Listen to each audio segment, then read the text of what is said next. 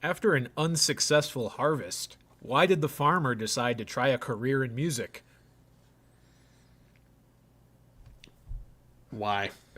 Because he had a ton of sick beats.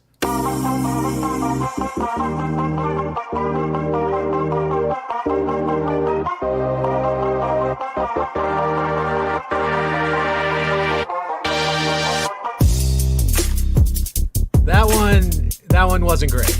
I'll be real. yeah. Now the yawn's appropriate. Yeah. Folks, welcome back to Brand Coverage. I'm Brandon Carney alongside Pat Gustafson, and we've got plenty of stuff to talk about as we tend to this time of year, coaching cycle, playoffs. But first and foremost, Pat, just to get this out of the way, because the national championship in college football did wrap up last night, and as did our competition to see where you and I will fall in our fantasy football draft next year, because we did a bracket pool for that.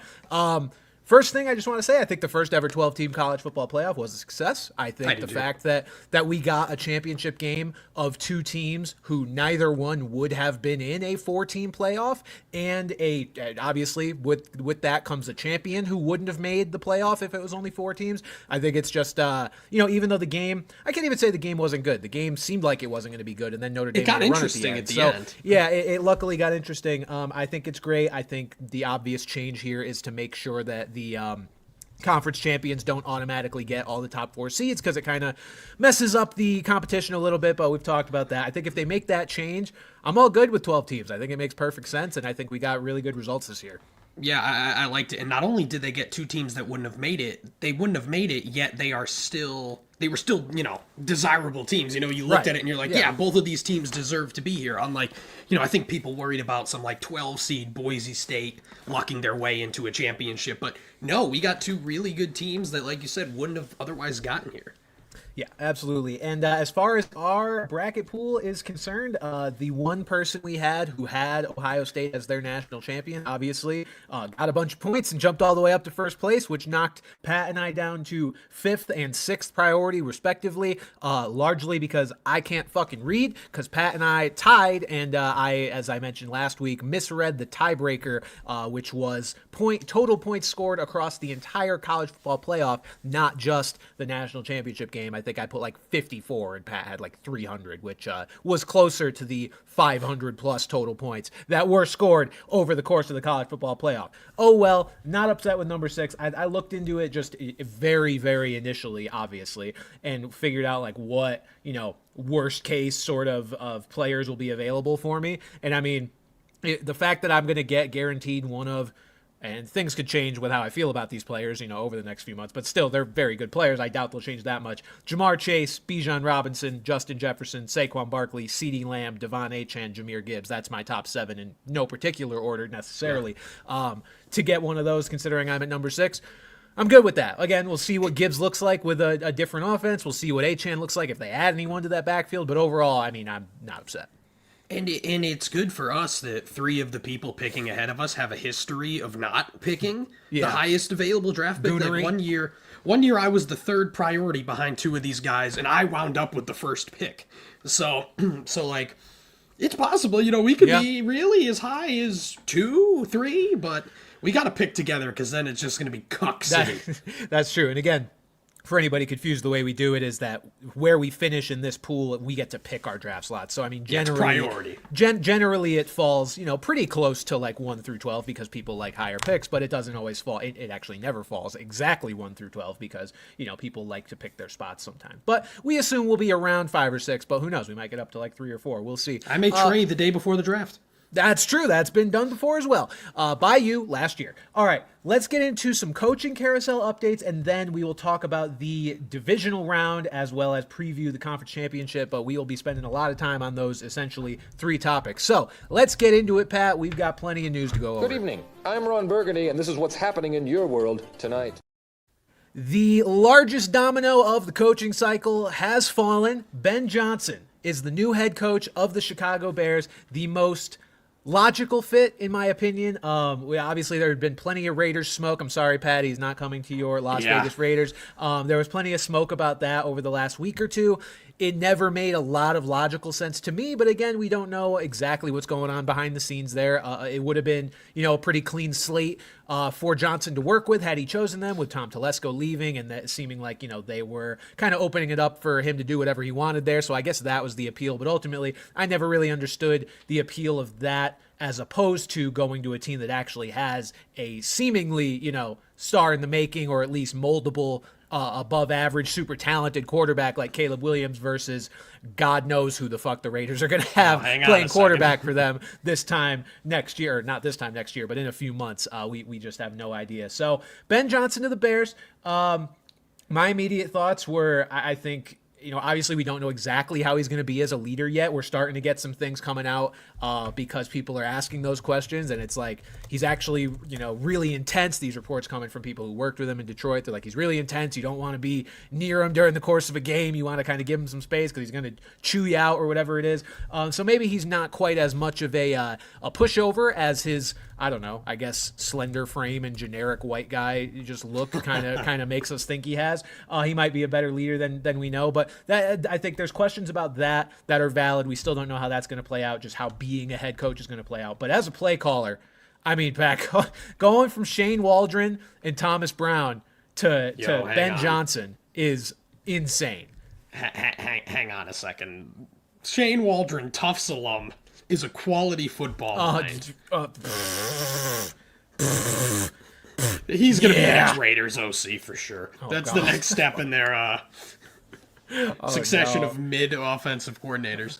Oh, no. But look, I think, again, regardless of what Johnson ends up being as a leader, and he may very well be completely fine in that role, this is at the very least an upgrade for Caleb Williams and that entire offense, just from the perspective of, adding an offensive mind like Ben Johnson to that team. I think the biggest thing for me right now is how are they going to address their offensive line, because it's terrible. And that is the not unsung, but like sort of unsung, heart of what the Lions did. We all get mesmerized by these crazy plays that Ben Johnson's able to draw up for this team, but none of that stuff can happen without an offensive line that's, one of the best in the league and not getting blown up 2 seconds into the play. It gives time for some of these reverses and whatever, and honestly plays to the offensive linemen sometimes to develop.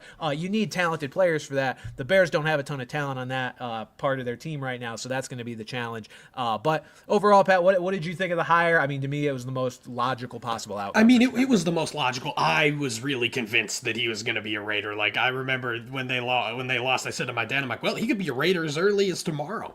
And just because there was such little talk around anything, really, except the fact that, like, oh, Brady kind of lured him in. And I thought he kind of wanted to go with the Kevin O'Connell route of, like, hey, I can make anything work. And granted, Jared Goff is a good quarterback, but by no means a stud, and they made it work really well there. So he's already proven he could do that. So I thought he was gonna kind of come in and, like you said, a clean slate, bring in the quarterback that he wanted, run the offense that he wanted, have a big say in player personnel. But yes, on paper, the Bears make way more sense. Like, Caleb Williams is there. The talent is still there. The potential is still there. But, it is going to come down to the offensive line. And one other interesting thing I did think about kind of for fantasy, this is still a fantasy football podcast. It's a reunion with him and DeAndre Swift, isn't it? Or was Swift on a one-year deal? Oh, that's a good question. Let me see. I can look up DeAndre Swift's contract here really quick. I don't think he's 3 years. Yep. Yeah. Okay. Yep, 3 years. So DeAndre Swift will still be there. They really did only overlap once for 1 year, as Johnson was the coordinator. Johnson was there as like the passing game coordinator or something before that. But it's already been proven that like DeAndre Swift kind of wasn't really the best fit for what the Lions were doing there. Is that going to be the case? Is Ben Johnson going to be like, oh, I know this guy and we're going to make it work? Or I've seen this guy and we're going to bring in someone else to spell him, which could make a very, very yucky backfield again. Yeah, well, it wasn't as bad as we thought. I remember going into the year, anytime the Bears would be mentioned, we'd be like, ew, but it ended up being the DeAndre Swift show. But like, Roshan Johnson's probably not that guy either, so they're going to have to go out and bring someone in this disgusting lack of talent for the running back free agents is just going to make that potential addition very, very muddy.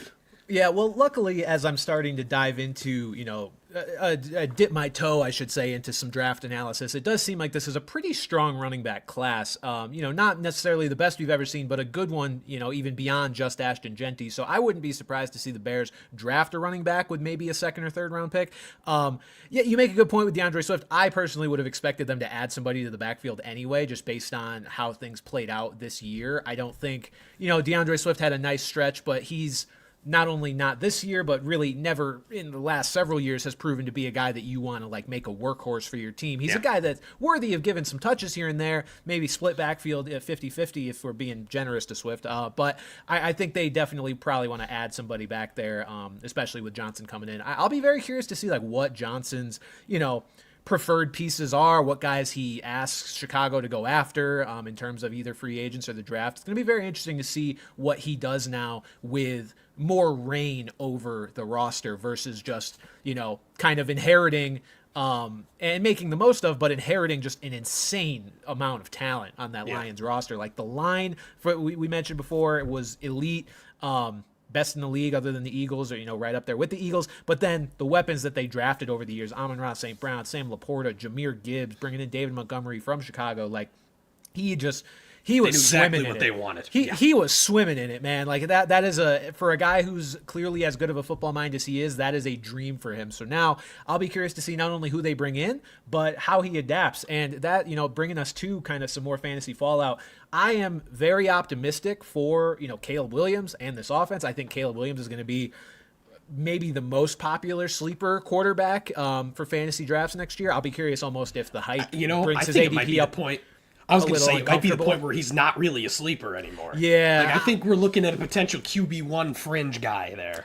I think so too. I think that's the thing though. If you have a guy whose ADP ends up, QB 11, I would say it feels like an okay spot for him. There will be people that believe he can get up to QB 5-6 kind of performance with Ben Johnson if everything breaks right. Again, it's hard to project this far out because if they were to enter next season with, even though it is Ben Johnson, let's say they add a bunch of weapons, again, if this line sucks still, I'm out. I'm not trying to draft Ben Johnson. I'm not trying to draft Caleb Williams if that O-line is not sorted. But again, we expect it will be to some degree. We just got to figure out how much. But the point being, I'm optimistic for Caleb. I'm optimistic for the offense. But one mistake I want to make sure people avoid is thinking that this is going to look like what Ben Johnson did in Detroit 1-for-1. And what I mean by that is tendencies, the way he uses certain guys. I am going into next season with the mindset that Ben Johnson is smart enough to know what his players' strengths are and leverage them the right way. So,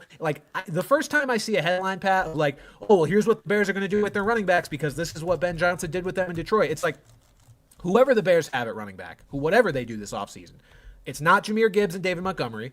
Whoever his quarterback is, it's Caleb Williams. Caleb Williams is not Jared Goff. I think anybody that tries to draw these complete comparisons of here's what we should expect Ben Johnson to do with his offense, I think is probably making a mistake. I think he will adapt to the weapons that he has. And so, not that we should throw out everything he did in Detroit, but let's say they draft a running back on day 2 or whatever it is. And, they have him in the backfield with Swift, and then you got people trying to be well, here's how he used Gibbs and Montgomery. It's I wouldn't be surprised if, Johnson decides at some point he's going to phase Swift out and let the rookie kind of take over or whatever it may be. Just don't, I think he's going to be smarter than that. That's just my guess right now, that with different personnel, he will not come in with this tunnel vision of here's what I did in Detroit, I'm going to do the same thing. Well, you got to think about it too. He didn't join, if he got hired with Dan Campbell, that would be a different story. But Dan Campbell, it was clear he wanted smash mouth, run first football. Johnson kind of, how long has Dan Campbell been there? It's got to be close to 5 years now, no? Let's see. 4 years maybe? Let's see. He's been the Lions coach since 2021. So yeah. So Ben Johnson inherited an offense from Anthony Lynn. Remember that? They were terrible that year. It was still, but they still wanted to run the football. So people thinking that Ben Johnson's going to be this run first, kind of coach, maybe, but I think we've got to look at the fact that could have just been a reflection of what Dan Campbell wanted to do. Because obviously Dan Campbell wasn't an offensive coordinator, but he was still an offensive coach. So it was probably still his vision. So we'll see if Ben Johnson kind of conforms to that, or we'll go out there and they're chucking the football like, And look, I'm sure he'd love to be able to do what he did in Detroit with those running backs. But again, like that's probably the best 1-2 running back punch in the NFL. I just don't think he's gonna stubbornly try to stick to that with new personnel. Maybe they go out and get running backs they really believe in and they can try to replicate that. But I don't think that should be what we go in expecting necessarily. I think he's gonna maximize the guys he has. It makes me excited to see what Roma Dunze can do next year. I'm just gonna make the guess right now that Keenan Allen doesn't return. He was on a 1-year deal with Chicago, and just I would assume maybe they don't bring him back, or if they do, it's to be more of a vet presence for while they let a Dunze run a little bit more. Cole Kmet as well, some good potential there.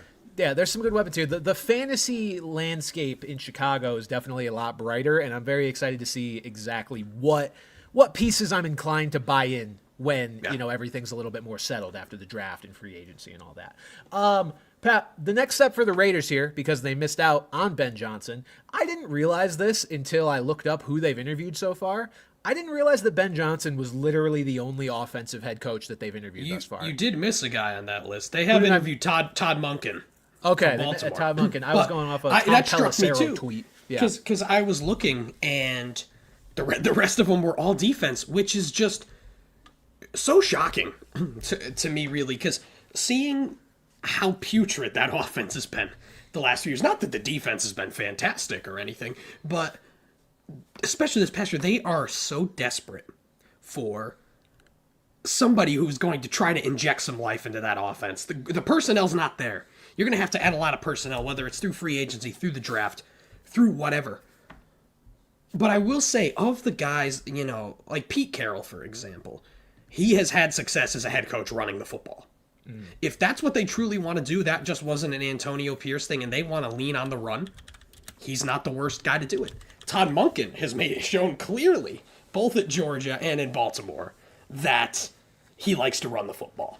So, if that's what they want to do, I'm inclined to think they'll move in one of those two directions. Guys like Vance Joseph, Ron Rivera, they don't do it. Steve Spagnuolo, for Christ's sake. I'm begging someone to hire him. If you guys got to be the sacrificial lamb, I'm sorry. but I need that guy to get off the Chiefs already. Fuck, man. No. Those are those feel like lame duck hires. It's where it's like, they've only got 2 or 3 years. If they go for Todd Monken or Pete Carroll, obviously Carroll's on the older side, but that feels like those coaches those two have a future with the team. Yeah, they could be there for as long as they wanted if things worked out. I look at this, and maybe I'm looking too deep into it, but it just feels like after the Raiders' last couple of head coaches with Antonio Pierce, Josh McDaniels, it feels like all these names. What most, I shouldn't say all, but what most of these names have in common is they've been head coaches before and have at least seen some level of success, not necessarily as a head coach, but as a coordinator. Some of them obviously have as a head coach. Pete Carroll, Ron Rivera, they've reached pretty high highs as a head coach. Tom Brady's also spoken to Bill Belichick about the job, as we know. Yeah. So same thing there. It just feels like you guys are kind of going for the safe play because you're tired of whiffing on these interims and Josh McDaniels again. It's like you don't want to get like Josh McDaniels maybe scarred you for here's the offensive mind that just can't lead people, and so maybe you're going defensive because of that. It feels like a very safe, like sort of veteran defensive focus group. And again, just to lay out all the names there, Aaron Glenn, so he would be a new one if you were to end up with him, but it sounds like he's gonna either be a Jet or a Saint. Todd Monken, Steve Spagnuolo, Pete Carroll, Robert Saleh, Vance Joseph, Ron Rivera, Belichick. Those have been all the names linked to the Raiders outside of Ben Johnson. I would not mind Robert Saleh either. I mean, I would like to see what he could do in an organization that's not a literal dumpster fire. Like, the Raiders aren't great by any means, but a little bit more stability between the front office and no Aaron Rodgers as well. So I wouldn't hate that one either. Yeah, I think if you were to get any of these guys, like what it ultimately comes down to, and we're going to talk about this with Aaron Glenn and his likely landing spot, is like it just comes down to coordinators at that point. Like you look at what Dan Quinn is doing in Washington, and I shit all over the Dan Quinn hire when it happened, and I could not have been more wrong just with how things played out there. And again, like maybe maybe he's had very little to do with it. Maybe it's been the coordinators and Jaden Daniels is just that great. But at the end of the day, we got to look at the results and see what has happened under his watch, and it's been good. And to see something like that play out with a guy like Dan Quinn, who had, very similar resume to all these guys that you and I are talking about right now as potential Raiders head coaches, you can't deny it that when he put a bunch of really smart, good hires around him. Cliff Kingsbury was a slam dunk offensive coordinator. So let's say you guys were to hire a Pete Carroll, Robert Saleh, even a Steve Spagnuolo. Like, if they can just put good coordinators around him, that's what will ultimately matter. That's the biggest thing, is they've gone even less known in offensive coordinators. Like Luke Getsy, I forget, oh God, the guy that came in like with McDaniels, but they're kind of just going with these sort of just ass guys. Like, if you really want to make a splash, that would be the way to do it, assuming they do go with a defensive coach there. I had something else to say and I forgot. Understandable. Have a nice day. All right. Aaron Glenn. Oh, Dan Quinn. It also helps that, the one thing that he does is he's a fucking maniac going for it on fourth down. I think that, it just so happens that he is a fearless in terms of making those decisions with a great play caller in Cliff Kingsbury. I just think it's all gone together perfectly. Yeah, I got to give the Commanders props. I did not think this season was going to play out the way I thought they were going to be like, I didn't think they were going to be terrible, but maybe like a fringe playoff team, not even like. Yeah, I don't think I would have had playoffs and Commanders in the same sentence. I don't think I would either. Season. All right, Aaron Glenn. The Lions are getting neutered here because their defensive coordinator is also likely headed elsewhere. Not hired as of yet, as we record this podcast on Tuesday, January 21st. But he is the favorite for the Jets job. Ian Rappaport reporting today that the Jets, they had Aaron Glenn in for an in-person interview today, and they reportedly did not want to let him leave. Considering that hasn't happened yet, I assume considering the hiring hasn't happened yet, I assume he left unless they got him chained up in a basement somewhere in New Jersey. He's in the bunker with Aaron Rodgers. Yeah, I think this is. I like this hire for New York. I would love it. I think the things I've seen about Aaron Glenn, some of the interviews I've seen about just how he deals with players and how he wants to have, these close interpersonal relationships with them and not just have it be like a working relationship, like what some coaches kind of, that the environment that some coaches foster in that way. I've really been impressed by that. And I think, it just feels like, even though I hate Woody Johnson and I hate the ownership there and I think they're incompetent, it feels like a guy that they're hiring not to massage Woody's ego, or not for him to massage his own ego and get a guy like what Jerry Jones is doing in Dallas, right? Like, I'm just a big name, whatever. It's a guy who wants to prove himself, has had success in Detroit the last couple of years, especially, keeping that defense afloat for most of this year, despite all the injuries. Oh, my God, yeah. I think it would be a very good hire for them. It's not a hire that, like what I expected for the Jets, one that I could immediately laugh at. Like, we heard so many names over the course of their hiring cycle, like they were interviewing Matt Nagy and people like that, and it's like, that would have been, guys, come on. Like, and again, as much as I've seen some things I've liked out of like Aaron Glenn interviews and stuff, again, we also don't know how he will be as a head coach. Sometimes the transition is just not as smooth as we expect it to be. But I think he's a good bet, much like Ben Johnson, a better bet than guys who we've seen fail in the past, like Matt Nagy. So I very much am in favor of this hire, even though I don't want the Jets to be good ever. Well, I agree completely that I think he's kind of the perfect guy to stand up to ownership and potentially Aaron Rodgers. Like, you're not going to get the kind of wet blanket guy like Robert Saleh. Like, Aaron Glenn played in the league for a decade. He's 52. He's a little older, been around more. I just think and from everything that even Ben Johnson said, that he is the most qualified head coaching candidate of anyone in the cycle, and probably should have gotten hired last year too. Like, I think this guy's just absolutely ready. And even though we talked about last week how the league has just been drastically shifting towards offensive coordinators being hired as head coaches, this still feels just like a really good hire because, he could bring along people from Detroit to be on his offensive staff too, cut the Lions even further potentially. Mm-hmm. But I think this is, it's crazy because this was probably the smartest move the Jets could have made, and they don't do smart things. Let's consult Joe Douglas. Let's consult Woody's 17-year-old son or whatever. Go play Madden 04 and see what Aaron Glenn's up to. And we're also looking at a guy who, for those that don't know, played for the Jets for many years in his playing career from 1994 through 2001, where he was a 2-time Pro Bowler with the Jets and then also made another Pro Bowl after. He also made the Jets all-time 4-decade team, whatever that is. I'm just kind of looking at his wiki right now, Aaron Glenn's. It sounds prestigious. And also it was his first kind of foray into the front office as well. He was a personnel scout for the Jets in 2012 to 2013. So it would be a homecoming as well. It's kind of why I expect him to end up here. Maybe a little not weird, but slightly ominous for Jets fans that he did end up leaving the building without being hired. Obviously, Ben Johnson is already introducing himself to the Bears. I was going to say it's getting late, but it's only 8 o'clock here on the East Coast. It could still happen. Dinner time, It could happen while we're on the show here. Who knows? But as of now, Chat will let us know. The head coach, and it seems like the Saints are the only other team in the discussion right now.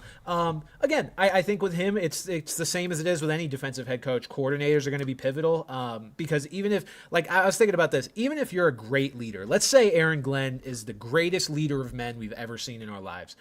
It's a lot harder to motivate guys and keep them on the right side of things when coordinators are just demoralizing the players every week in, week Matt out. Canada. With their terrible play call. Exactly. Like Mike Tomlin, great leader. Matt Canada, when an offense is going into every game, like, what the fuck are we doing? It doesn't matter what Mike Tomlin. I trust that guy. Yeah. What kind of look is that going to be on you? Exactly. It doesn't matter what sort of, Mike Tomlin, wisdom he has to impart on the team when week in and week out they are just not on par with other teams offensively and defensively. So I think, I hope it works out with Aaron Glenn. If he does end up with this job in New York, coordinators are going to be a very pivotal hire.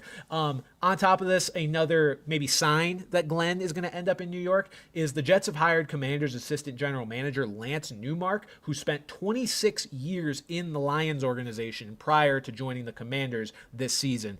So has experience with Aaron Glenn. The two are apparently very close. So again, I expect Glenn to end up with New York. Maybe a little odd that it hasn't happened yet, but I think that is very much where things are trending. On the head coaching topic, the Bucs are preparing for their offensive coordinator, Liam Coen, to be offered the Jags head coaching job. This is according to Bucs beat writer Rick Stroud. Not necessarily a surprise here. Liam Coen was he's been the betting favorite the entire time. Yeah, which is weird. It's funny when there's always one. It feels like there's always one opening where it's like linked to one specific guy, even though it's not the best candidate and it's not the best opening, but like we just kind of know that's what's going to happen. And it's kind of felt like that with Liam Coen to the Jags, maybe just because he doesn't have to leave the state of Florida and he's into that. But Liam Coen is, I think, would be a great hire for the Jaguars. And the Bucs just can't stop losing their offensive coordinators to head coaching jobs. I kind of feel bad for him, but I like the fit. Yeah, but the fact that he came in and maintained that offense to such a high level, people really were, including us, were worried about what would happen in the post-Dave Canales era. And he came in, and that offense was just as good.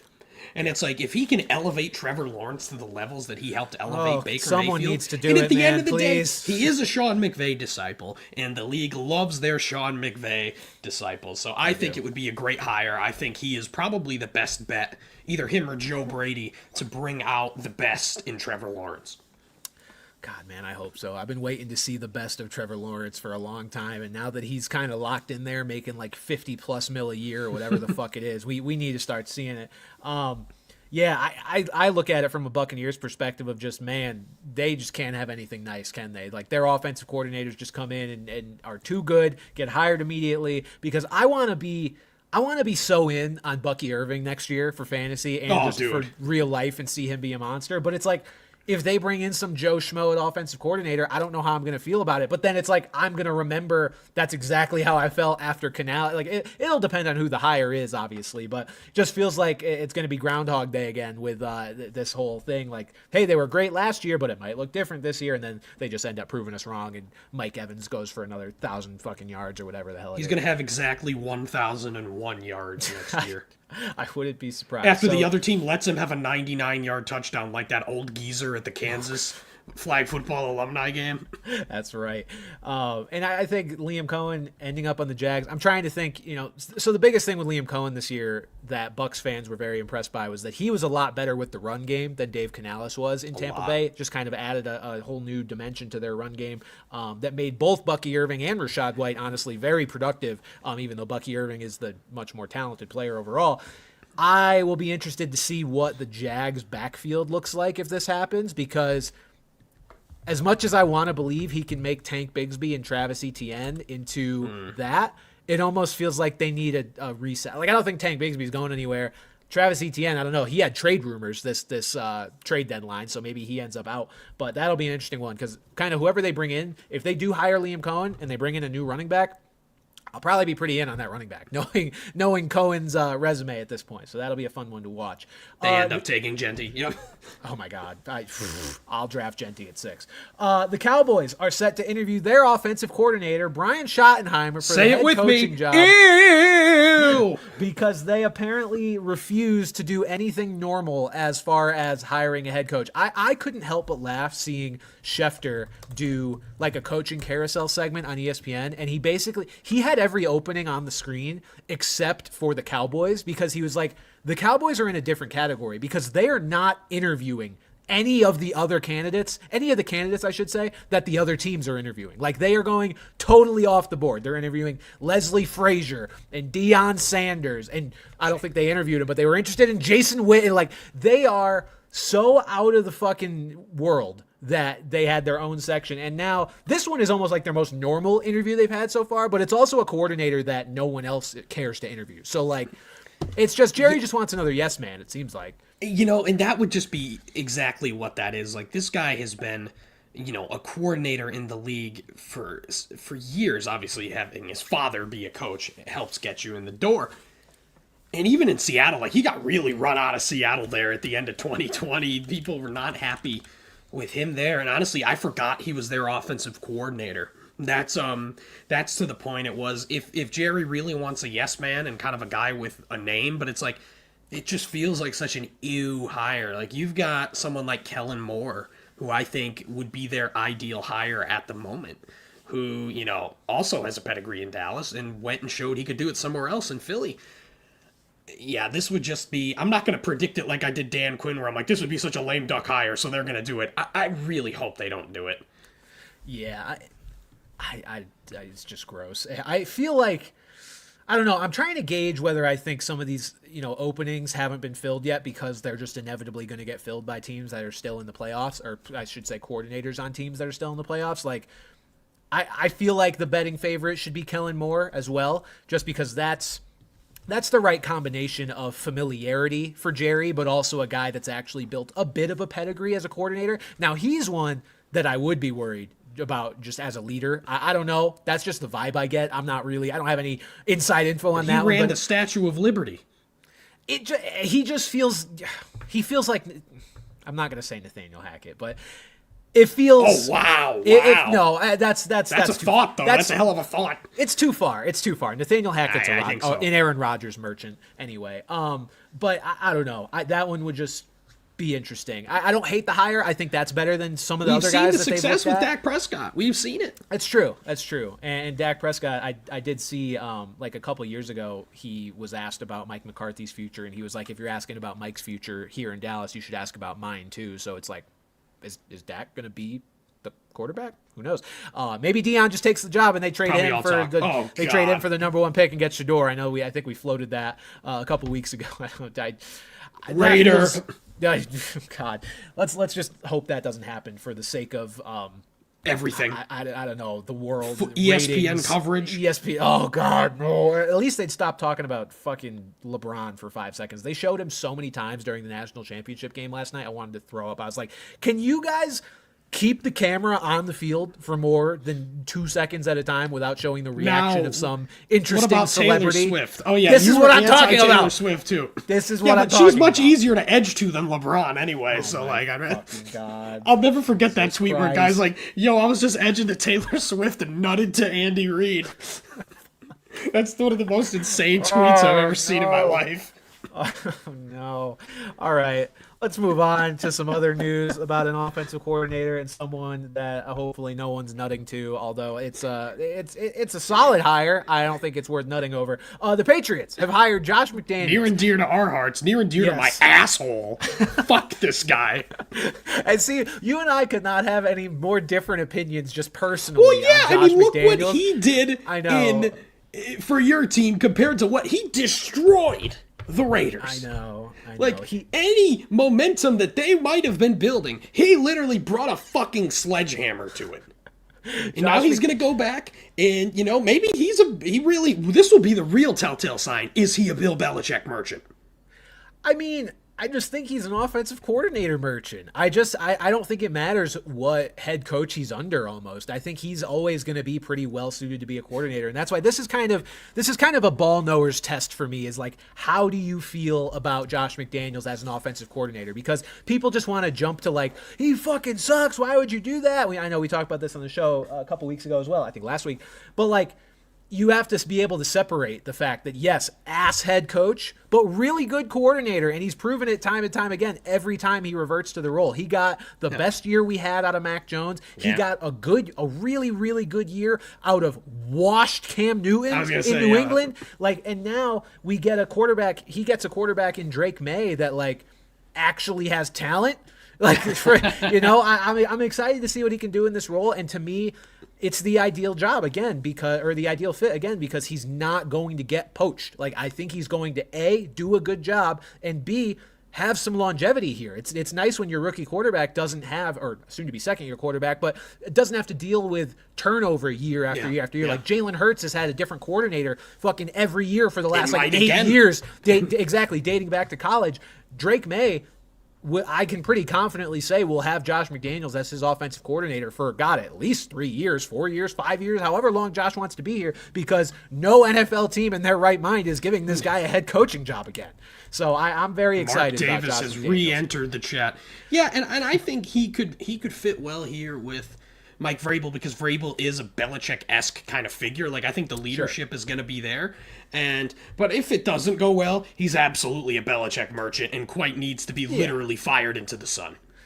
I agree. I mean, I don't know how you can be a Belichick merchant when Belichick is, like, he's the defense guy. Like, obviously he's still Bill Belichick. He had a hand in the offense and all that, and they had Tom Brady. But, like, again, I've seen enough with what he did with Cam and Mac to not think that he just needs Belichick as his, like, daddy to suck on his teeth. Oh, no, I think this is certainly the best spot for him.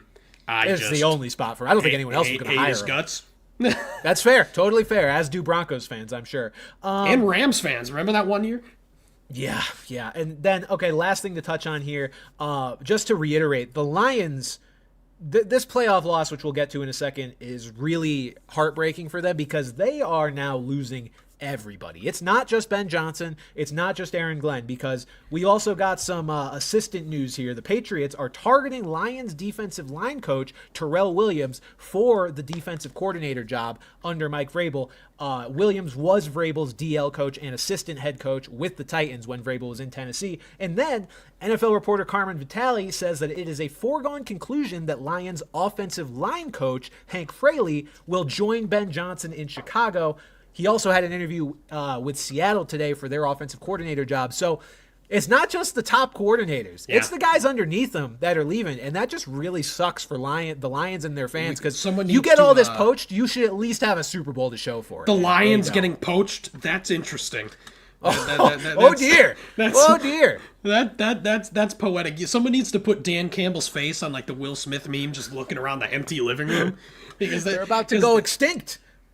In that coaching meeting. And it'll be interesting to see, like, will they kind of promote from within? What I think Tanner Engstrad is, like, the passing game coordinator, kind of the next guy under Ben Johnson. They're like, do they promote him or do they go externally like the Eagles did when, they went external for both of their coordinators, and they were both great hires. Kellen Moore and Vic Fangio, those were both great hires. It's like, is that the way the Lions are going to go? And honestly, probably. Like, if you're tearing down everything, Dan Campbell's kind of going to need to rebuild a coaching staff here.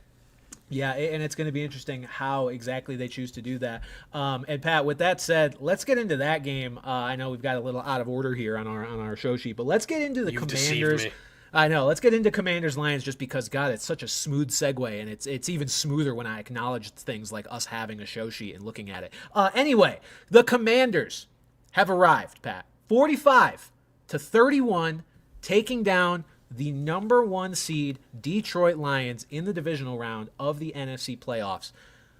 What the fuck? This was the game, to me, that made this season not feel like just another season, like a chalk season. Yep. This was like, I mean, we've watched Jaden Daniels be a beast all season. We've watched him take the Commanders from 4-13 to 12-5 into a playoff appearance.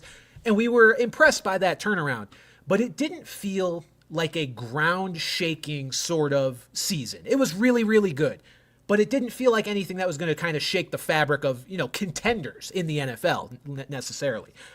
This game changed that. This is, I think, the most consequential playoff result that we have seen in the NFL in some time, just in terms of setting the tone for future seasons. Like the Commanders, Pat, they're a game away from the Super Bowl, and we'll talk in a few minutes about how if we think they can get there. But the Washington Commanders are a game away from the Super Bowl. Who ever would have thought that they would be the plucky underdogs that everyone's rooting for? Just the axis of evil, the worst organization in sports. That's what happens when you get rid of Dan Snyder. That's what I mean. That bad. Well, not a good time to be someone named Dan in a name like Snyder or Schneider. No, I know. Yeah. But who would have thought that they would be the plucky underdogs? And that's exactly what they are. Because like you said, Dan Quinn's kind of just a low-key maniac that he really wasn't in Atlanta, really. In Atlanta, he was kind of like the wet blanket sort of guy. He did lead them to a Super Bowl nonetheless, but the fact that he just goes for it whenever the fuck he feels like it. And again, Cliff Kingsbury is one of these guys that probably won't get a head coaching job this year, which is great for Jaden Daniels and the Commanders that he'll stick around. But he's a guy that'll probably get another shot at head coaching with how good what he has done with Jaden Daniels here. But the fact that and Daniels himself, who would have, people thought he'd be good, but he's been fantastic. And to see them potentially make the Super Bowl after just being as terrible to mediocre as they have been. Well, what was the last time in the fucking playoffs? RG3? Seriously, it's been. So, yeah. The fact that they're, probably. The fact that it was a good story that they squeaked into the playoffs, let alone the fact that they made it this far. Even if they lose on Sunday, what a season! What a turnaround! Oh, it's been insane. Dan Quinn has got to be coach of the year now. There's been so much talk about Kevin O'Connell and Dan Campbell. But I could be wrong. I think that also gets voted on after the regular season. Everything does. And Kevin O'Connell was a pretty heavy favorite at that point because of just what he did with Darnold. So it'll probably be him. I do want to read a tweet that I found that was really funny. It says they gave Cliff Kingsbury a quarterback that wasn't a 5'3" Clash Royale spear goblin, and they putting up points. And I was just like, that is just so funny. And what he's doing, what Cliff Kingsbury has done with Jaden Daniels, and not to take credit away from Jaden Daniels, he's incredible, and I'm sure would have been good regardless. But the way he's been able to maximize Jaden Daniels, it's so funny and such a good reminder in the NFL of how we frame things around just our priors, because we looked at what he did with Kyler Murray, right?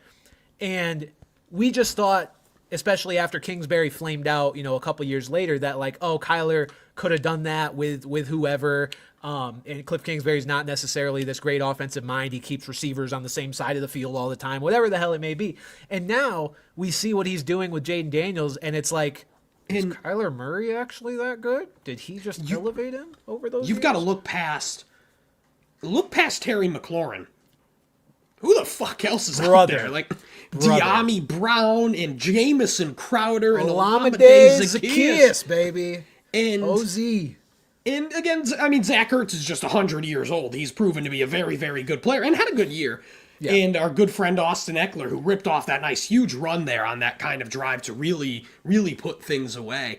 So, outside of McLaurin, they're doing it with a cast that has not been, on paper is not a very good group of players. No, and all of that is why, Pat, I don't care. I think Jaden Daniels is a top 5 quarterback already. This game kind of cemented that for me. And he's number 5, don't get me wrong. But to me, like, that spot was truthfully opened up when Justin Herbert threw 4 picks in his first playoff game, because I had Justin Herbert pretty comfortably at number 5 because of the talent he's shown. And I mean, he had really good numbers this year outside of the games where he was hurt. And even though he was hurt for part of the season, he only threw 3 picks all year, just decided to throw fucking 4 of them in the biggest game of the season. But now, watching what Jaden Daniels has done this year, I don't know how you don't have him top 5. Like, if you're somebody that needs a bigger sample size before you're comfortable doing that, that's fine. But to me, it's like, with what I've watched from him these last few games, anybody that you could suggest should be number 5 instead of Jaden Daniels, I am going to prefer Jaden Daniels. Like, who is in that conversation? Maybe, as of right now, like Matthew Stafford, I guess, if you need, like, a guy to win you one game, he's still up there for me in terms of, like, just how good he still is. But Jaden Daniels, I think, he's my number 5 quarterback in the NFL. That's Will Levis's music. Yeah, Will Levis's music is going to be playing in your local AC Moore while he's doing the checkout. I'll Jesus Christ. I'll tell you this. Really good question here posed in the chat from Aaron Rodgers is here.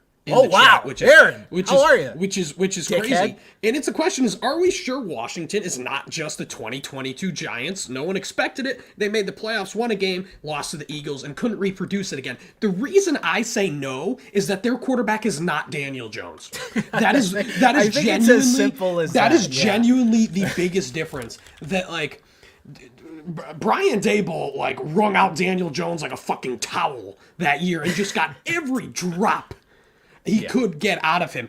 I don't think Cliff Kingsbury had to do that with Jaden Daniels. No. I just think that they gelled together well, and I don't see any reason why that would change, as opposed to the Giants, where it's like Daniel Jones turned back into a pumpkin after not being a pumpkin for about 30 seconds.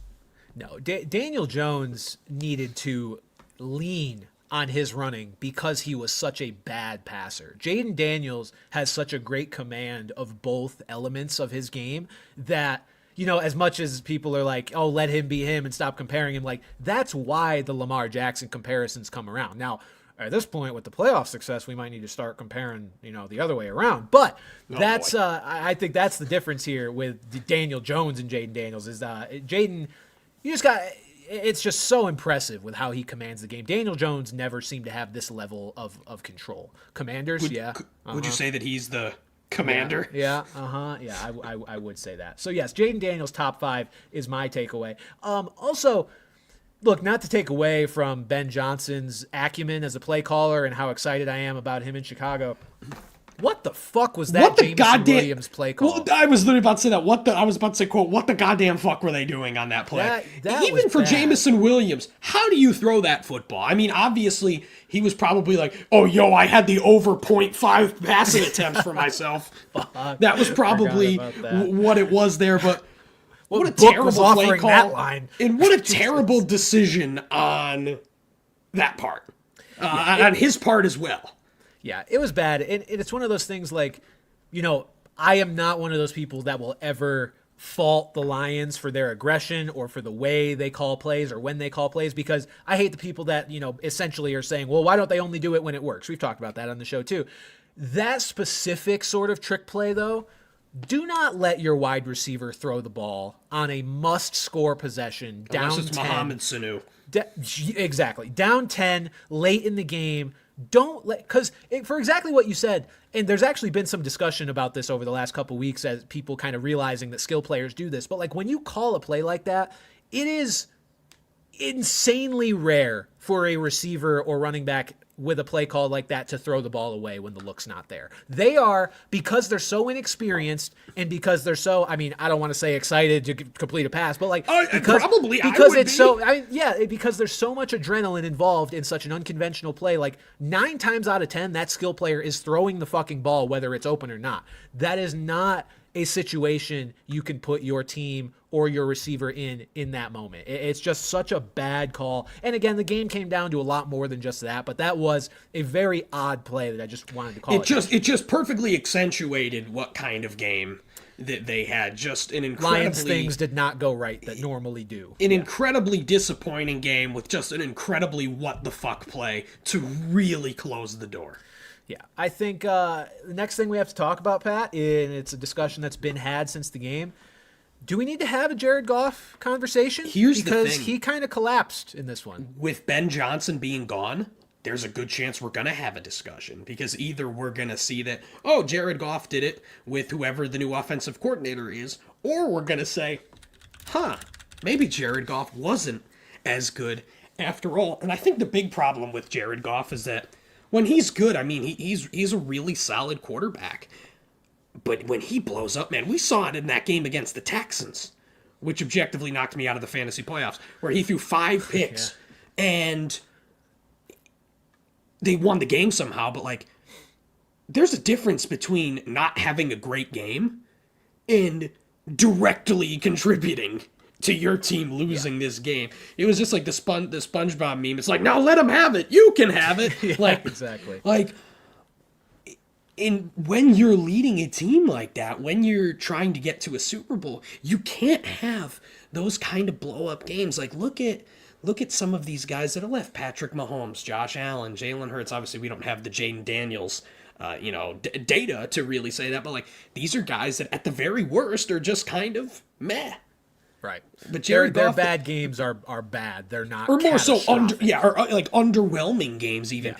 This was catastrophic at the worst time possible to the Commanders at home, where Jared Goff usually thrives in Detroit, and he looked awful.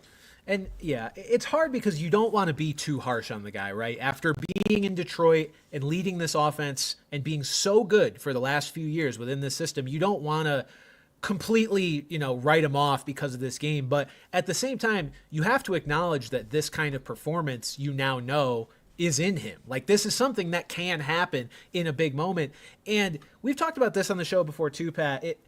When you are building a contender and you've committed to a quarterback who is objectively not an elite talent. Like, I think we've accepted, Jared Goff's, he's pretty good. He's like a Brock Purdy tier of quarterback where it's like you trust him to operate an offense that is loaded with talent. Yeah, exactly. You trust him to do that. But that is objectively a lower percentage way to win a Super Bowl. You look at the Super Bowl champions over the last however many years.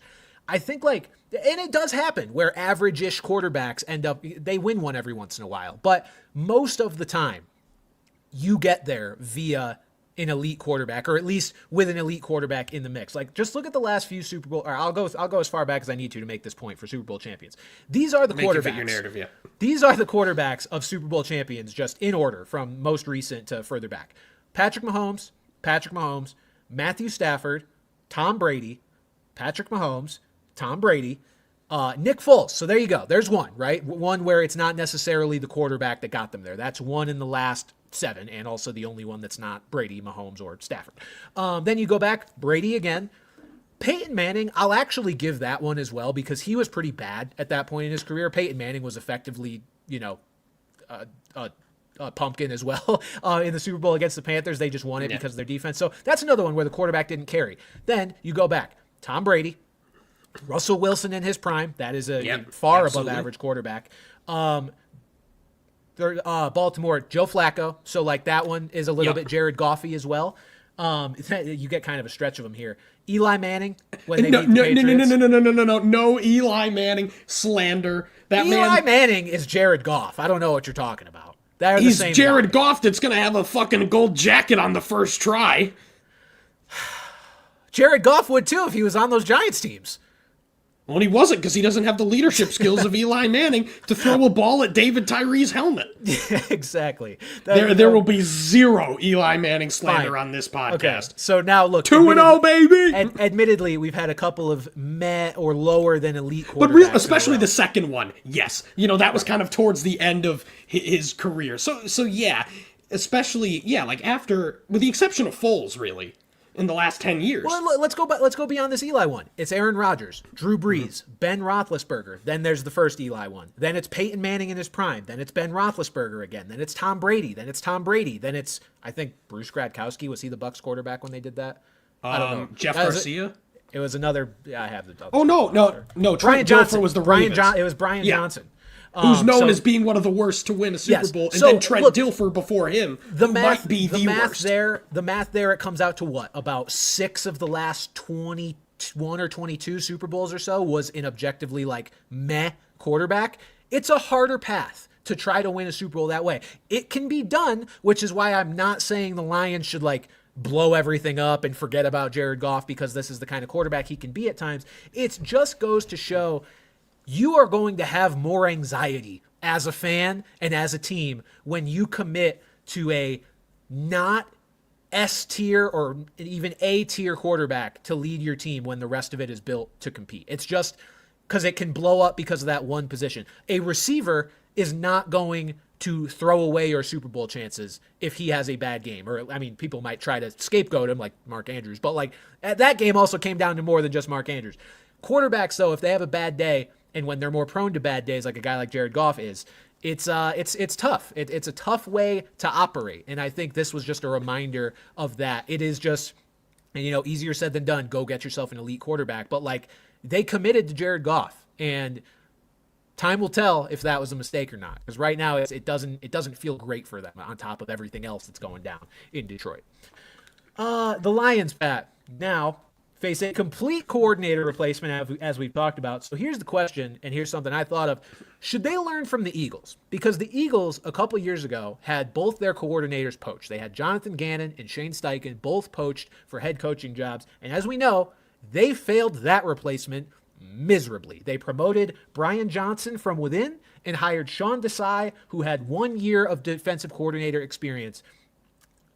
I believe that the Lions should be trying to find some experienced guys to lead those skill groups, those offensive and defensive coordinator positions, just because they already have so much talent on both sides of the ball that you should not risk getting a coordinator that doesn't know what they're doing. Because we've looked at what the Eagles now have done to recover from those terrible hires and why they're in the NFC Championship game right now. They went out and got Vic Fangio, Kellen Moore. 2 guys who we knew were at least net neutrals at the coordinator position. I think Vic Fangio, honestly, I think both of them have proven to be better than that, which is why it's weird that Fangio has bounced around so much over the last couple of years. But those guys are both good. We knew they were at least good at their jobs. We've now, over the course of the season, come to believe that they are even better than good at their jobs again. I just think it would be a little short-sighted to go strictly from within. I mean, look, if they end up settling on a guy like Tanner Engstrad because they don't think there's any better options out there, I guess that's okay. I just urge the Lions to really look around and try to find somebody maybe that has more experience. Do you hear that? Well, what's that? That's Shane Waldron's music. No, not him. Not somebody who's just had the title before. Now, in fairness, I don't know what kind of Getsy. I don't know what kind of guys are available, honestly. So maybe I'm talking out of my ass here. I just am nervous about, because Dan Campbell came out after and said, we're going to try to find guys that do what we do, are as close to what we've had Clint as possible. Kubiak. Oh God, that'd be lit. That'd be awesome for them. I mean, I'll be very, very interested to see what they do with these coordinator jobs, because they are vital. They are pivotal for a team that is trying to compete. And I just think it might be a mistake if they are truly, they just are so desperate to cling to what they've had the last few years that they just hire from within because they're like, oh, they must know what's going on. That is not how it worked with Brian Johnson under Shane Steichen. And, then they went outside with Sean Desai. Obviously that didn't work either. So experience. I would urge them to find experience in somebody who's at least been okay at the job before, rather than just tunnel visioning and going from inside. All right. That's the Commanders and Lions, Pat. The Texans and the Chiefs. Look, the Chiefs probably win this game regardless. They won 23-14. They probably win no matter what. The officiating's a real fucking problem. It's a real problem. And the thing is you can pinpoint it. Like, everyone's just like, oh, the refs are in the Chiefs' pocket. Like, oh. You could say that. The moral of the story here is that there were some brutal, unnecessary roughness calls. Brutal. I mean, trust me, I don't think you should be able to launch your helmet into another player's helmet. People who are like, we need to bring that back. No, the fuck we don't. Let's bring back paralysis. But what we do need to bring is, we've seen the past couple of years with the Sky Judge where they get replay assist that quickly without having to go stare in the booth for that. Why in the world are we not reviewing plays like this that are so significant that are split seconds? Like, you look at the one where the two guys basically hit each other. In real time, if you're an official standing there, yeah, you probably think Mahomes got lit the fuck up. Because it happens that fast and both guys are launching with their heads. I don't blame the official for making that call in the moment, but with replay, it should be able to, because obviously you don't want everything being reviewed, because then we would just be standing there looking at a monitor like in college basketball in the last 2 minutes, the whole game. We don't need that. But the fact that they've proven that they could do something like that quickly in that obvious situation, all it would take would be the replay official to see one time that neither of them made contact with Mahomes' head, and you pick up the fucking flag. Because 15 yards, an automatic first down, they are so consequential. And you can't have game-changing calls like that when we don't need to do this. We don't need to do this. I think it sucks that we have so little trust in the NFL to handle more replays correctly. Like you just said, comparing it to college basketball, it's like, can we not trust them to fucking find the happy medium of let's be able to review the most egregious fucking calls and then, other ones we don't have to go to the monitor for? Like, there are certain game-changing calls that there should just be the freedom and to think review. about it. And it doesn't need to spiral like that people think. And wait a minute, because they'll go to replay to see if it's an ejectable offense. Right. Like, if they call someone for unnecessary roughness, they'll go to the replay to see if the person needs to be ejected, which again is a good thing. Why can't you go to replay and make sure that this, which again, if you think it's an ejectable offense, you better fucking make sure he did something at all. Right. At all.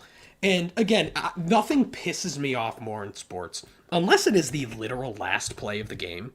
The officials almost never, ever decide the outcome of the game like that. Nothing pisses me off more than that. The Chiefs are the better team, and the Chiefs won that game. But that can be true, and it can still be true that there's a big problem here. And of course it happens for the Chiefs, where everyone thinks, oh, no, the refs are in the Chiefs, this and everything, they're sucking dicks and stuff. Like that talk is still outrageous. But this shined a spotlight on a real problem. I'm almost glad it happened in that game, just because, and look, I don't know if it'll make a difference, but it put the spotlight on the issue again before the Chiefs faced somebody that I actually believed could beat them. Like the Texans, I think we all came into that game. I mean, a lot of people came into that game a little surprised that the Texans even made it there, that we expected the Chargers to win, given how the regular season ended.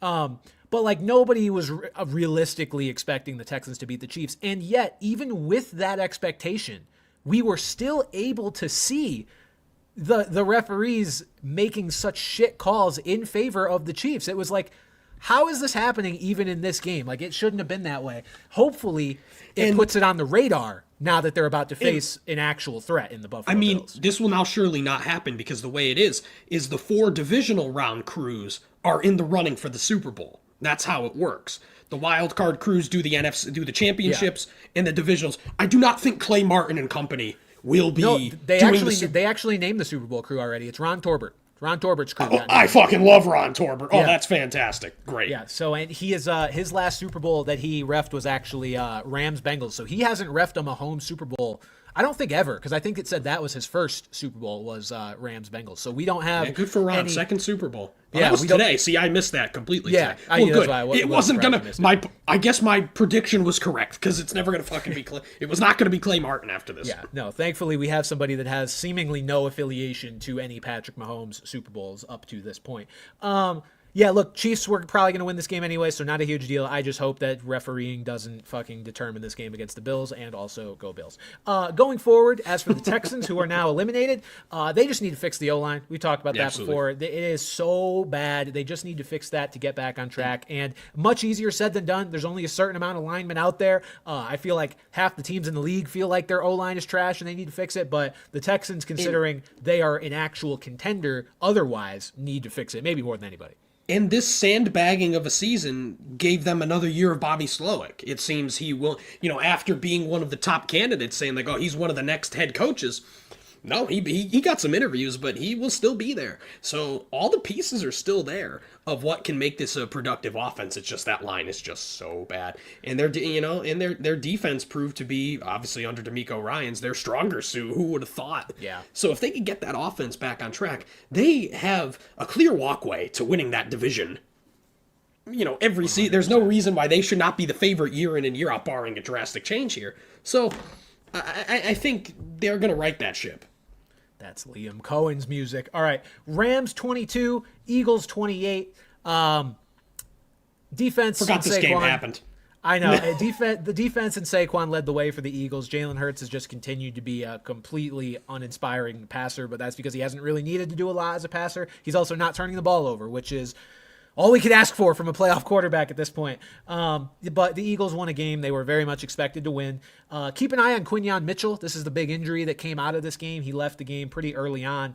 Star rookie corner for Philly if they were to be without him against the Commanders. Possibly all systems go for old Terry McLaurin and Jaden Daniels, who threw 5 touchdowns on the Eagles the last time they played them. So that'll be an important injury to keep an eye on. As far as the Rams are concerned, they're trending the right way somehow, even though, a few years ago, with the whole fuck them pick strategy, it seemed like they were destined for pain, but they are so good at drafting. And with Matthew Stafford having extreme neck pain. Yeah, exactly. They are so good at drafting that they have, I guess accelerated their timeline, more so just they've retooled and reloaded back to being a legitimate playoff team, even without, a bunch of first-round picks. But they are trending the right way. Jared Verse is a monster. Braden Fisk had a nice year. The defense ended up being a strong suit for them. They are probably about to lose Cooper Kupp, it sounds like. He might have played his last snap in L.A., but it might not matter because he wasn't very good at the end of the year. I fear Cooper Kupp is a bit washed at this point. And Puka might be my favorite fucking player in the whole league. Like, this guy is just so about good. To draft Puka 5th overall. I'm watching you. I mean, don't put it past me. Don't let him fall to me. Don't let him fall to me. But yeah, again, similarly to the Texans, I would not be particularly worried. Kyron Williams also beat the fraud allegations. People kind of thought that he would fall off. He did not. Obviously, the volume is monstrous. Maybe we'll see more Blake Corum in year 2, but there's no reason to think that Kyron will not get a heavy workload, and he's proven to be able to handle that well. And Matthew Stafford has bounced back tremendously from a potentially career-ending neck condition. So, all things considered, things are moving in the right direction here, especially with how bad that defense was trying to replace Aaron Donald. The fact that they get a guy like Jared Verse to just stuff his fat ass right in the middle and just... I know. I think the question for the Rams, and I mean, this I don't is even just think going to he's be that large. He's not. He plays on the edge most of the time, I believe. But anyway, Stafford. The question with him is every year just going to be: is he going to keep playing? I mean, he's the oldest actual starter in the league, other than Aaron Rodgers. And I mean, fuck Aaron Rodgers. He's bad. He's the oldest actual good starting quarterback in the league left. Although somehow Rodgers' numbers actually ended up better than I thought. Anyway, I keep going on tangents about Aaron Rodgers. Will he keep? Because he's in the chat. Right? Because he's in the chat. Will he keep playing? This is going to be a question they have to deal with every year. If I had to guess, again, we have no reason to think he's going to retire this offseason, right? But we didn't really have any reason the last couple times this came up either, or the time that Sean McVay was talking about, hanging him up as a coach. I feel like, if I had to guess, Stafford will be around until they have a contingency plan they're comfortable with. Like, he's not going to leave them like, the Rams have no quarterback. Well, until he can't do it anymore, sure. But, I don't think he'll voluntarily bow out while he's playing well because of any other concerns until they have a quarterback, of the future. I don't know if they believe if Hendon Hooker can be that guy. He's kind of just been sitting there for the last 2 seasons now behind Matthew Stafford. But is Hendon Hooker not in Detroit? Sorry. Yes, you're right. I'm mixing up my young quarterbacks. I was thinking you just mind-fucked me for a second. You're right. I think I was thinking of fucking Stetson Bennett. I don't know who do the Rams have on their... Do they have any other young quarterbacks? They still got Bryce Perkins.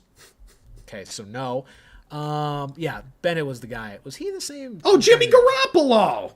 Yeah. Uh-huh. I hate him more than Josh McDaniels somehow.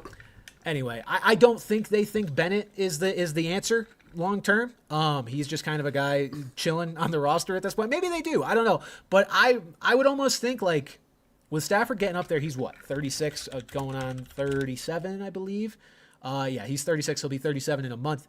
I don't think he'll go anywhere until they get a quarterback. I feel like maybe they draft a quarterback this year to like kind of develop and start that process. I just think that would be maybe the move for them because he's getting up there, man. I mean, maybe he's Tom Brady. Maybe he plays till he's 45 and is actually maybe you good just somehow. hate old people. I mean, I might.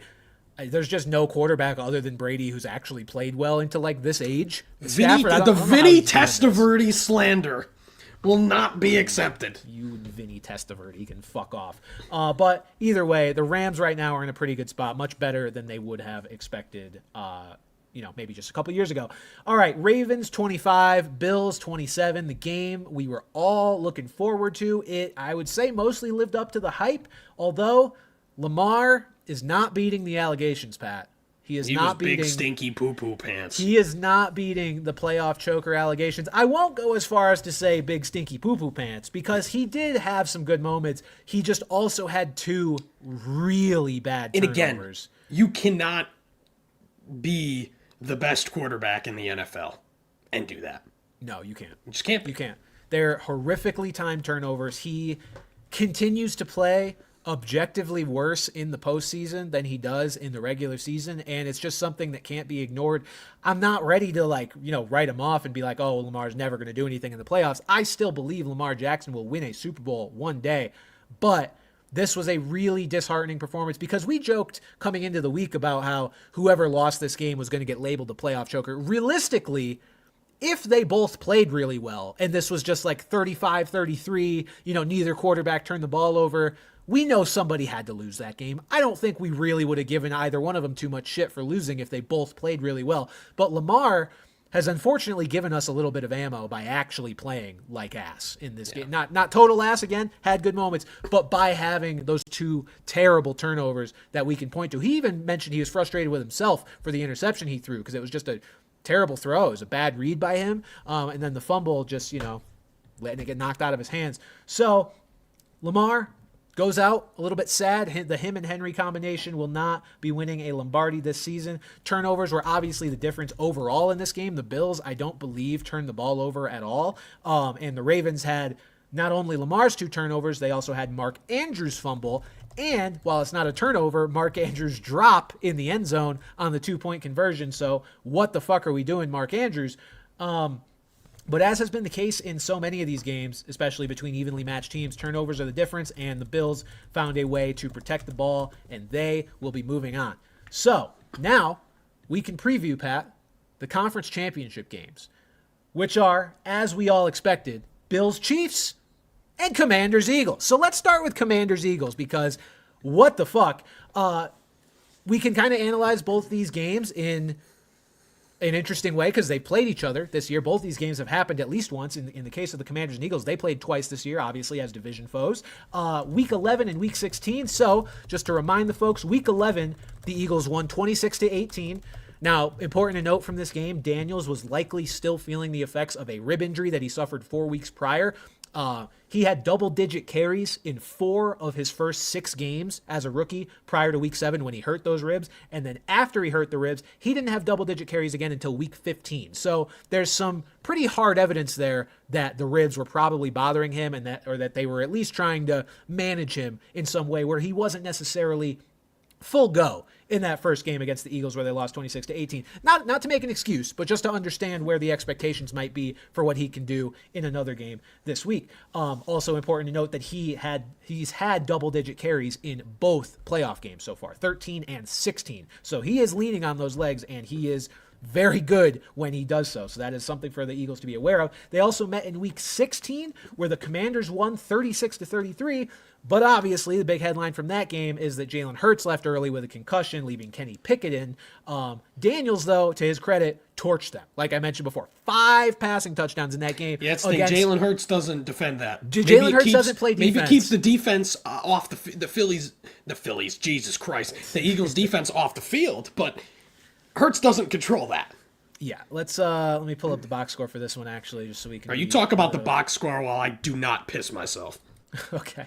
Let's see. Jaden Daniels, 24 for 39, 258, 5 touchdowns, and 2 interceptions. Again, against what was supposed to be, or what is, one of the best defenses in the NFL. So, something to watch. Jaden Daniels doesn't seem to really be fazed by this great of a defense. As Pat mentioned, Jalen Hurts doesn't play D. Let's look at, is there anything to that extra possession thing that he kind of pointed to? Let's see, Kenny Pickett had 1 turnover, 1 interception, and then as far as fumbles go, Avonte Maddox lost a fumble. I don't remember what kind of play that was on because I know he is a defensive back. But nonetheless, not a lot of turnovers to speak of either. Jaden Daniels just kind of diced up this defense, although he did turn the ball over. The Commanders had a lot of turnovers. Actually, 2 interceptions and 3 fumbles lost. 2 for Brian Robinson and 1 for Diami Brown. They still won the game. Wow. This is going to be a fun one, folks. Commanders-Eagles, part 3. Neither game really reflective of what the third one is going to look like because, again, Jaden wasn't healthy for the first one, and then Jalen wasn't healthy for the second one. Now we've got these 2 teams seemingly both not full strength because nobody's full strength this late into the season, but, without glaring weaknesses at the quarterback position. So it's possible, Pat. I don't know. Another thing to note, Saquon ran for 146 plus rushing yards and 2 touchdowns in both games against the Commanders, who do have the 3rd worst run defense in the NFL. How do we think this one's going to play out, Pat? What's your prediction here for Commanders-Eagles? It's the boring answer. I'm very boring. I like the Eagles here, and mainly it's just that I am so fucking scared that the Chiefs would just dog walk, that Andy Reid would literally just dangle like a toy over their heads, over the Commanders' heads, and just dog walk them to another Super Bowl. I think the thing, even though Daniels did ball out, the Eagles' defense has played really, really well, and even though the Rams made it a game against them, Quinyon Mitchell, though, what are they? Quinyanamo Bay is they call absolutely fucking electric. Obviously, that does make a big difference if he's out there or not. But that defense is playing well, and Saquon has just been on another fucking planet, man. 146, that's it. Lame. The way he's been running the ball is incredible, and you could, like you said, they haven't had to lean on Jalen Hurts' arm. So why bother now against such a weak run defense here? Yeah. While it would be a ton of fun to see the Commanders get to the Super Bowl, like Rex Grossman Bears vibes from 2005. But I just think the experience here, and I just think the defense is going to prevail a little bit more. I think if I hadn't picked the Eagles to win the Super Bowl right off the bat, maybe I'd be more inclined to go with the fun upset pick. But the Eagles are also the logical pick for me from just my normal process of picking a winner here. Again, Jared Goff turned the ball over 4 times against the Commanders. The Commanders ran up a bunch of points, which I'm sure they can do regardless of turnovers, but that's 4 extra possessions that they gave Washington when they didn't need them. Jalen Hurts, Pat, unless there's some weird Justin Herbert sort of zapped out of nowhere, turnover fest, there's some crazy numbers as far as Jalen Hurts goes with turnovers. Jalen Hurts has thrown 5 interceptions all season. 4 of them came in the first 3 weeks. He's thrown 1 interception since week 4. He's not turning the ball over. And not to say the Commanders need turnovers to win the game because they can just score on every possession potentially. It certainly helps against a team that is on paper more well-rounded and better than you. I don't expect the Eagles to give this one away. I think it's going to be a good game. I do think the buck stops here for the Commanders. But with that said, if they win, Pat, they are the team of destiny and they better win the goddamn Super Bowl. Or the Bills better fucking win. That too. That would be fucking great as well. Josh Allen, do the goddamn... Yeah, can we have a stress-free Super Bowl, please? A Chiefs-free Super Bowl. A Taylor Swift-free Super Bowl. I don't want to have to be answering questions at the Super Bowl party about Taylor... all the Taylor Swift fans asking about what a field goal is. I don't need to deal with that this year. I tweeted this too. It's similar to what you said a couple minutes ago. I am nervous more about the Commanders possibly facing the Chiefs because of what Andy Reid could do to them, which is why I'm annoyed that the Eagles-Commanders game is the first game this weekend, because I am going to be nervous, even though I picked the Eagles to win the Super Bowl, obviously the fan in me would want the Commanders to win the game because it's just an incredible story. Oh, of course. That would be so much fun. I am so nervous about the idea of the Commanders getting there and then getting blown out by the Chiefs. Whereas if Bills Chiefs was the first game of the weekend, I would then know, okay, do I need to root for the Eagles just because they make for a more formidable foe? Or do I need to root for, or can I root for the Commanders and then we can just have a fun Super Bowl of them versus the Bills and I don't give a fuck who wins? That's the question. Anyway, Bills at Chiefs, Pat. They did meet in Buffalo this year. Week 11, ironically, also was one of the weeks that the Eagles played the Commanders. So Week 11 gave us 2 championship game previews, and we didn't even know it. Although this one we kind of expected it could happen. Yeah, I think we did know it here. Did you turn your mic down by accident? I think I don't think I did. No, my headset just really quiet? Might be. Anyway, the Bills won 30-21.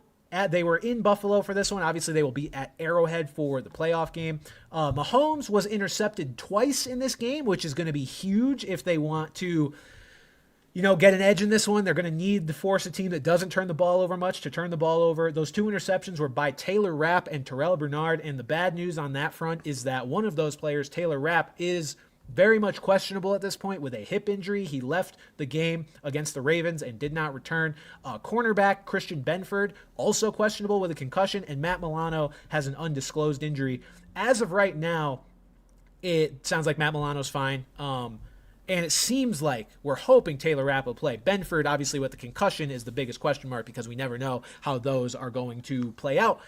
But, Pat, who are we predicting here? Who are you going? I picked the Bills to win the Super Bowl. I'm going to stick with that and out of wishful thinking here. Do I really have a reason? Rooting in football? Not particularly. I mean, the Chiefs are the kings of just getting the job done. Like, they haven't been extraordinary here, but they're the Chiefs. And, Andy Reid and Patrick Mahomes have seen these big moments, and Josh Allen clearly cannot yet pass this. But again, Josh Allen is the MVP of the league. He is the best player in the league right now. This is his moment to stand up here. And one thing unrelated to, how fucking cool is it to see DeMar Hamlin making that big play? Actually playing well, I know. To go from because everyone was just like, who cares? He's just the only reason he's on a roster is because he had a heart attack anyway, blah, blah. Nope. The guy's a legitimately good player now. Yeah. Not only is he not a fringe roster, he's a starter on a good team, and he's out here making plays. And I'm sorry, but seeing him in the Guardian helmet just made me laugh. I'm like, just put that guy in fucking just put that guy in a fucking knight in shining armor at that point. But that is unrelated, and I just simply hope the Bills win. And like I said, yes, I did pick them to win the Super Bowl, and I like to be right, as it does not often happen. I'm going to go with the Bills, too. But the more I pick against the Chiefs, the more I'm like, how many times am I opting into being wrong? How many times do we have to teach you this lesson, old man? I'm sitting here. I'm the idiot that picked the Chargers to beat them last round. Obviously, that game didn't even happen. I was smart enough to pick the Chiefs to beat the Texans, at least, once that matchup was made. But, God, yeah, I've seen some comparisons and some more unbiased folks talking about the Patriots dynasty as opposed to the Chiefs dynasty. And the consensus seems to be that while the Patriots dynasty was absolutely annoying, they at least left no doubt most of the time. Sure, questionable calls, whatever, but they always looked like the better team. Yeah. The Chiefs have not looked like the better team despite they won 15 games. Despite that, they haven't looked that good, and that's not a hater mentality. That's just the reality of when you watch their games. They just you're get not it blown done. away. They just get it done, and that there's obviously something to be said for that because they're still That's a here. sign of a great football team too. That's but God is it frustrating, and God does it just make you want to believe that it has to come to an end at some point, right? If you are not comfortably and decisively beating teams, can you really win a Super Bowl off that formula? Has anyone ever done that? Thankfully, LeBron is 30. No way this fuckery happens for much longer. Thank God LeBron is 40 now. Yeah. No, I can't think of a Super Bowl winner that, statistically, I would be interested. Have any Super Bowl winners had a worse point differential than the Chiefs have this year? Because for the regular season, it was plus 50 on the whole year. There was 8 teams better than them in that regard, which is a testament to how much they're just squeaking by these teams. I just don't know if there's ever been a team and like it sounds awful to say and it's not accurate, but this bad to win a Super Bowl, this seemingly, underwhelming to win a Super Bowl, I'm going to go with the Bills too. I'm going to say because the Bills have looked much better this year. They've been a much more impressive team. And God, Josh Allen, please just do the thing, man. I would, even as a Patriots fan, I've just kind of thrown aside any issues I have with the Bills, which honestly, they've always been I've always liked them more than the Dolphins and the Jets anyway, but like with how uncompetitive we've been, I just watch the Bills like they're not even a rival. I just enjoy watching them. I like Josh Allen a lot. I like this Bills team a lot, and I hope they can get it done here, so I will pick them as well. All right, folks, that'll do it for this episode of Brand Coverage. Why, you look confused? No, I'm thinking about my ending thing. Oh, I gotcha. For Pat Gustafson, I'm Brandon Carney, and we will see you guys next week. Make sure to nut to Andy Reid. Bye-bye. All right, and for those of you still in the chat, we will answer some questions before we go away. Also, I need to. Am I like? You keep getting quiet for me. I'm like, am I hitting my? Am I moving back and forth? Am I moving? But I'm staying pretty. I don't know. This might. My headset has a volume thing like right here, so I'm like, am I hitting it with my hood? I might be. I probably am. For anybody in the chat, we will answer your questions in 2 minutes. We will answer your questions before we go off here. Got a couple of donation questions to get to first. First from Respect the Fancy, what's your take on John Harbaugh's hot seat? No, probably not. It's probably pretty cold. I mean, it's a valid question, right? Like the Ravens haven't gotten it done now in. I mean, when did they win that? 2012, wasn't it? 2012, I believe it was Flacco. I think so. I don't know, man. I think you're asking for a lot to find a coach that is more consistently successful than John Harbaugh, even though he hasn't won a Super Bowl. Look, man, dealing with this Chiefs dynasty and also how good the Bills are is fucking hard. Like, you just to be in the mix, I think is enough to keep a head coach around. I don't know that there's a head coach out there that they're going to go to, not during Lamar's prime, that you want to shake that up. I don't think anything's going to happen on that front. Boston L. Yeah. Oh, go ahead, Pat. I was just going to say the guy has been there for almost 20 years at this point. He's got one Super Bowl. We're going to have a real Hall of Fame conversation with him when he does decide to hang it up. I don't think you throw that away because we've talked endlessly about Mike Tomlin, who's also is going to march into Canton. And it's like, but the problem is there's not that big of a problem here in Baltimore right now. They are still a very good team year in and year out. They just can't quite get it done when it matters. And is coaching that issue there? It might be, but I don't think you can even consider moving on from John Harbaugh. No, I would agree. Boston L with $1.99 said, Brandon, I love you, bro. I've been a day one. Thank you, Boston. I appreciate you. Dragons. You haven't been a day one of me. I have not been a very likable person throughout my life. Dragons 8792 with $1.99 said, do you think Bo Nix is in the same, I assume you mean tier, as Jared Goff? Yeah, could be. I do. Yeah, I think it might be. It's probably a little disrespectful to Goff to put Nix there that a little soon. Bit of recency bias. But yeah, I mean, look, if you're asking me to pick a quarterback, I'm picking Jared Goff as of right now. But I think they're not far apart. Like they're not several tiers away from each other. Goff might be one tier above Nix, but it's the same idea. It's two guys that are capable of operating an offense, and we've seen Goff, I think, perform at a higher high than what we've seen Bo Nix do thus far, but Goff has also had much better weapons. Like that stuff matters. So I think, yeah, they're around the same area. Knight the Might with $5 said, if Glenn goes to the Jets, should we keep Rodgers or trade/draft a new one? Rodgers isn't great, but I don't see who we can replace him and be good. That's the thing. Numerically, Rodgers, numerically, what the fuck? Statistically, Rodgers for being... Arithmetically?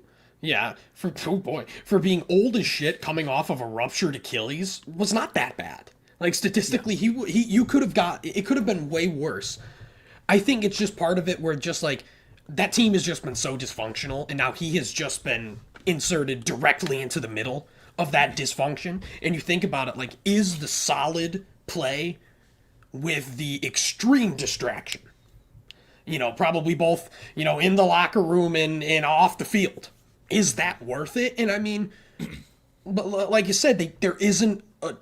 Do they bring back Sam Darnold? Like, but seriously, like, there's like no obvious alternative here. So I'd probably say if he does come back, run it back because then that would definitely probably be it.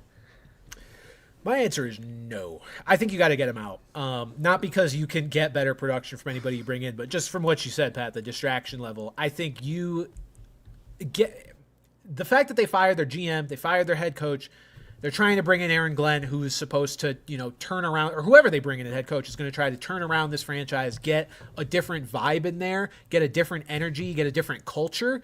There is no way to get an unsullied sort of culture installed into a team while Aaron Rodgers is the quarterback.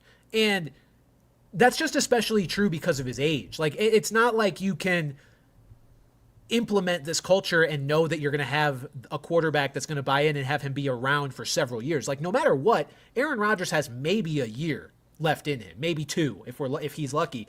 I just think if you're really trying to reset here and change how things are done in New York, I think you need to get Aaron Rodgers out for sure, no matter who the replacement is. Dustin with $4.99 said, keep two.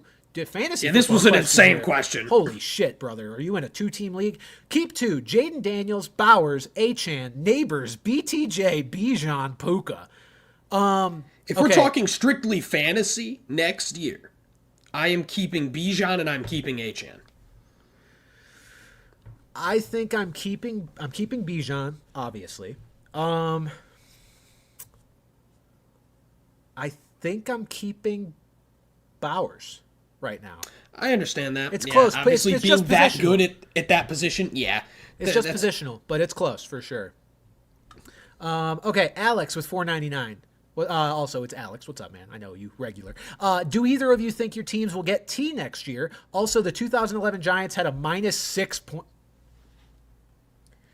You just ruined my day. Just even more than any of the Eli Manning stuff that has hurt me in the past.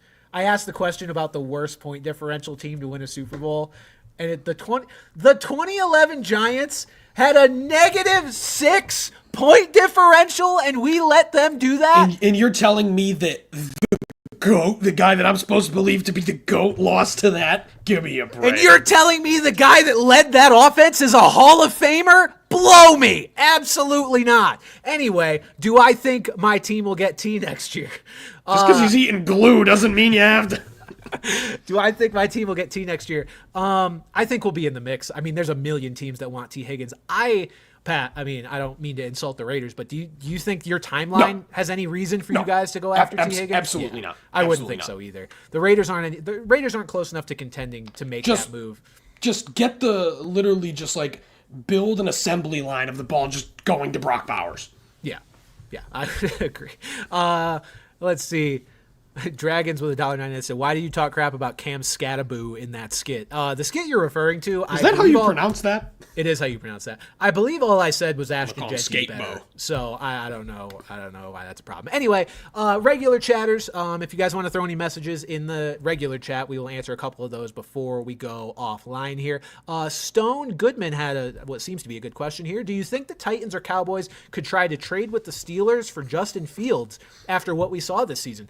I absolutely believe Justin Fields deserves a starting job after this year. For the Titans, I would probably say no, just because you have the number 1 pick.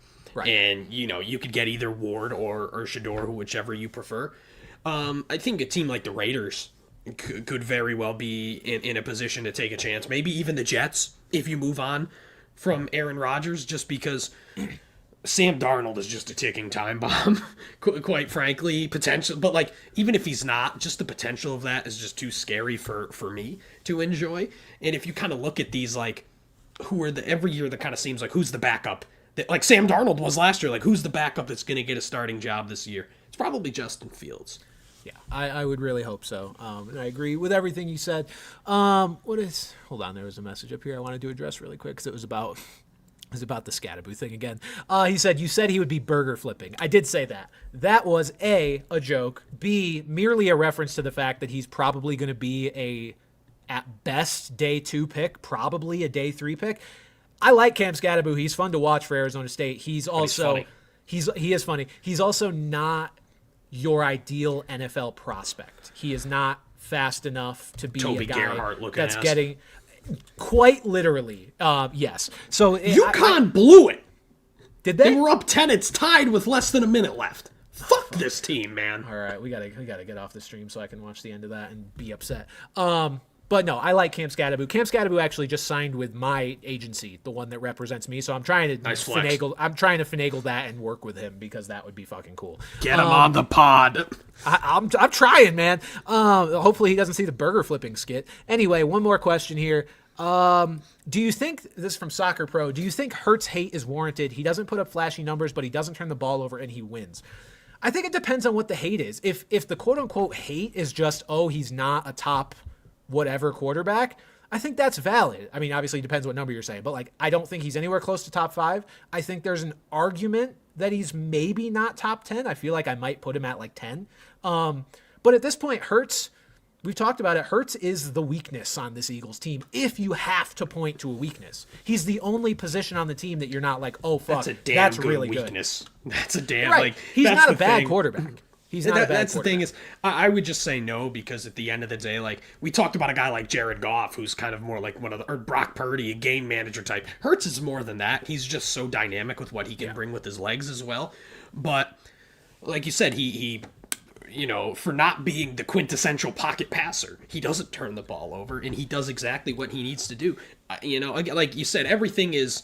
It needs to be put in perspective, but generally, no. Generally, no. I think Jalen Hurts is a very good quarterback. Yeah, and then we did get a late donation here. $2 from the man, the myth, the aggro. Number 1 pick for Superflex Dynasty next year. Is it Josh Allen? Probably, right? Yeah, Josh I Allen? would say so. Startup? I mean, he's going to keep doing this shit for at least... I don't know how much he's going to run as he ages, but like he's only 28, and I don't see it's hard to see. It's hard to look at what Hurts did with his legs this past year and not want to jump for that, but I don't see any reason why Allen can't just do what he did again because everyone's like, oh, James Cook and this. They both thought it worked. It worked for fucking both of them. It's clear they're going to be able to keep doing it. So, I'd say so. I think it's unfortunate that there's not like, because the issue is obviously, you know, Superflex Dynasty. He is 28, so it's like you wish there was like a 24-year-old super. Ooh.